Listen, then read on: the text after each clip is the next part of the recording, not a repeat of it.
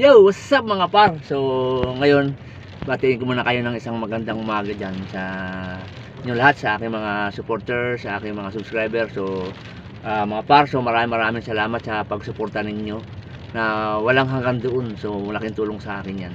So, ngayon umaga, so dito ulit tayo sa beach. So, nakita natin masungit pa rin ang panahon. Asa nga pala, shout out niya pala sa kay Pa Ruben. Pare, musta ka na dyan? At saka doon sa aking mga kaibigan dyan na nagpapabati na hindi ko talaga mabati kasi napakadami nyo. So sa inyo lahat, magandang umaga. Yun nga mga par. So dito nga tayo sa Albu, sa beach.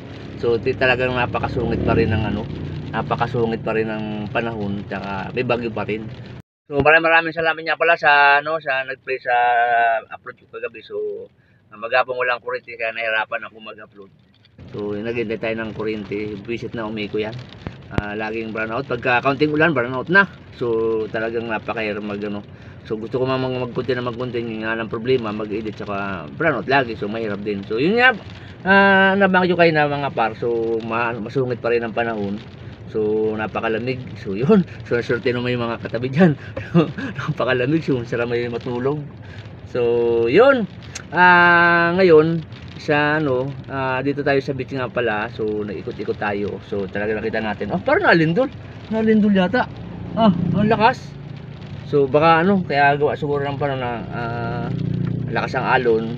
So tinitingnan natin. So kala ko nandito naman yung aking kaibigan na na natinda ng mga nagtitinda, mga vendor dito. So wala pala, pag tag-ulan wala sila. Yun. So yan guys, papakita ko sa inyo yung yung dagat, talagang napakasungit, napakait. At saka pala sa mga sa mga napektuhan ng bagyo na Christine. So sana po mag-iingat po ulit kayo at sana pa makabawi kayo sa mga sa mga pinuhunan nyo sa inyo mga bukid-bukid din. Talagang hindi naman sa ganun katulad dito mga par. So yung iba nag-aanay na dito, so dinaanan pa ng bagyo. Katulad ito, dinaanan ng masamang panahon. Siyempre malakas ang hangin, dadapa ang balay. So sa laki ng puhunan ng mga sa laki ng puhunan ng mga farmers natin diyan, so baka hindi sila makabawi. Yung lahat ng ginamit nila talagang utang yun. So yun mga par, sana tumigil na natong sama ng panahon para makabawi naman yung ating mga farmers.